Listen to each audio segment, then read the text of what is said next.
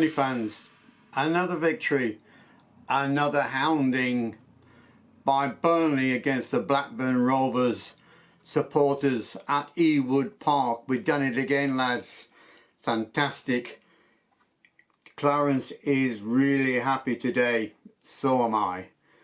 But I've got my little red book here with the questions and the answers, and I'm going to give you that new question and the answer from the last question first, before we go to the Burnley match report, which is going to be absolutely fantastic.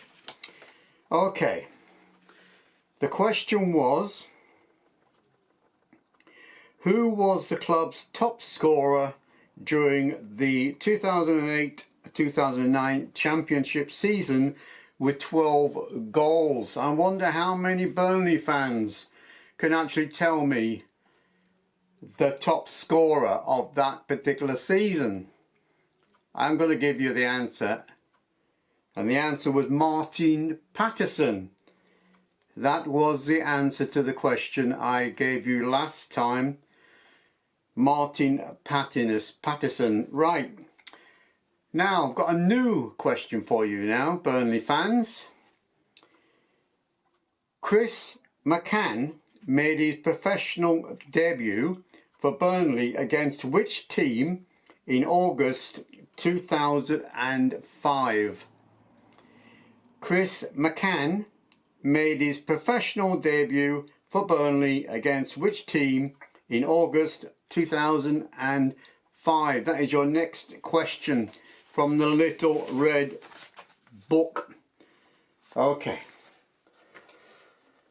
Clarence knows the answer, only because I told him. Okay, right, let's start off with the match report. This is on the 4th of January 2025, and this is Let's Talk Burnley Football Club number 167. The previous game, Blackburn Rovers 0, Burnley 1, was on the 25th of April 2023, and the scorer that day was Benson. Right, Blackburn Rovers went with a 4-2-3-1, and likewise Burnley went with a 4-2-3-1. The referee was Andrew Kitchen, and the attendance was 25,909, of which 3,926 were Burnley supporters, because apparently Blackburn didn't allocate any other amount of supporters other than 3,926. Right, your team news. Roberts, Egan Riley, Steve, Humphreys, Cullen, Laurent, Anthony, Brownhill, Sarmiento and Fleming. Your substitutes, and you know what I'm going to say now. The new player that's come back from Norwich, Ashley Barnes. Yes, he was there. But your substitutes were this particular day, Danke in goal, McDermott, Egan, Foster, Worrell, Rodriguez, Perez, Galoscio and Barnes. Yes, we have a new return from Norwich, Barnes, for the rest of the season. And we've also got Oliver Son, is a new defender, and he didn't actually get a chance to be on the substitute bench, but I'm sure he will be another player for Burnley. Right, I would have loved Ashley Barnes to come on against Blackburn Rovers, even if it was for 10 minutes, you know, to show the lads and the team, the fans, you know, what he's capable of doing. But I suppose Scott Parker had his ideas of winding down the clock at the end, and Barnes was not amongst those players that came on late.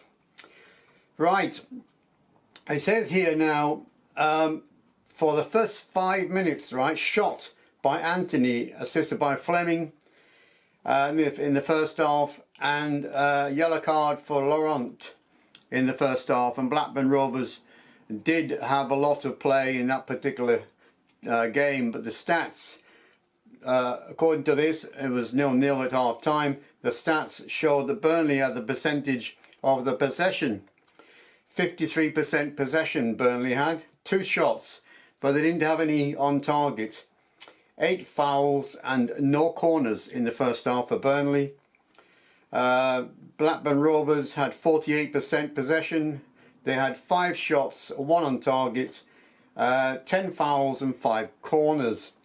So they had a lot of the play, Blackburn Rovers, in the first half, but they only had 1 shot on goal.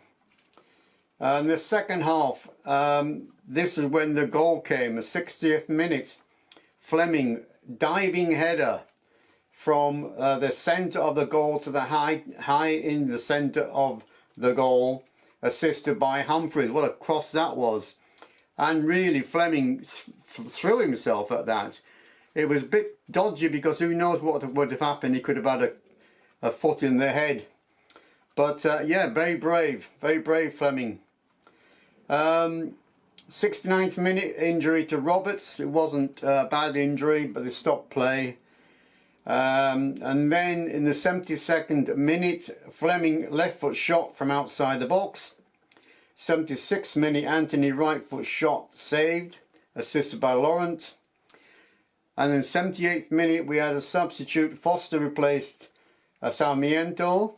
87th minute with a yellow card for Cullen. 89th minute, another substitute, Egan replaced Fleming. Then we had 4 minutes of added time, extra time, and that was it. 1-0 to Burnley, up the Clarets and all that. Yeah, it was 4 minutes of extra time, so I mean, it wasn't that bad, you know, the stoppages wise. So your full-time stats on this particular day was Burnley was 51% overall, 4 shots, 2 on target, 18 fouls and no corners. And Blackburn Rovers had 48%, 11 shots, only 1 on target, 16 fouls and 10 corners.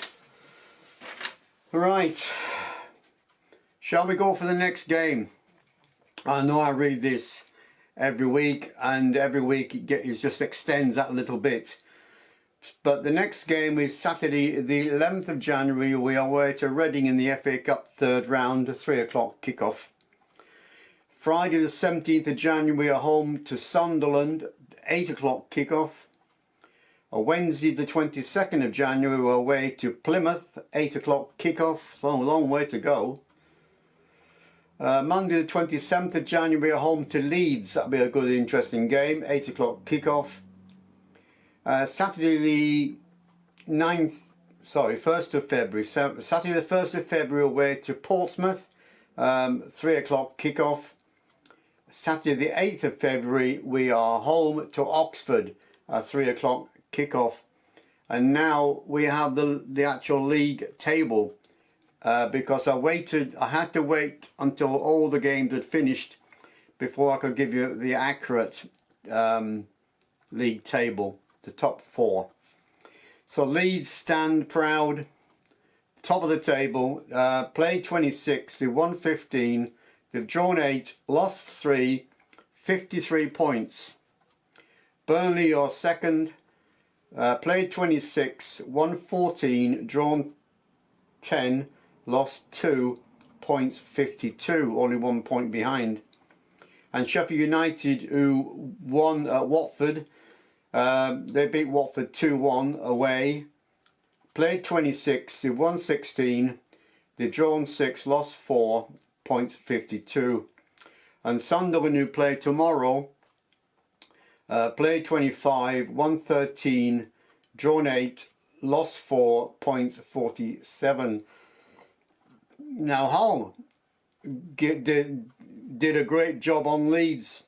They were losing 2-0, 2-1, 3-1, and now it was 3-2 and 3-3. Finished at 3-3. So Hull did a great job on Leeds. Hull 3, Leeds 3. So all in all, another dent in Leeds' progression. We've pegged them back, they've pegged them back to 1 point, and we're going up the table. We're second, only 1 point in it, but we've got a better goal difference, I would think, as well. But yeah, the next game is only in the FA Cup 3rd round, so we're not actually playing again until the 17th of January in the league. Home to Sunderland, 8 o'clock kickoff. That should be a good game as well. So we're playing the top top teams at the moment, and then we're going to start off back round again, playing all the teams again. So, well, that's it for now. As you know, we've got Ashley Barnes back, and we've got Oliver Son, who most likely will play, possibly even in the FA Cup 3rd round, and even Barnes might be even playing for that against Reading. So let's see what happens next week, and I'll give you that result most likely on Saturday the 11th of January, and we'll see what happens in the FA Cup, and who knows if we can have a little cup run, maybe get some money from these bigger teams, and maybe even progress. You never ever know. Okay, well, that's it for now. Say goodbye, Clarence. Bye bye for now, and up there, Clarence. See you soon. Bye bye for now.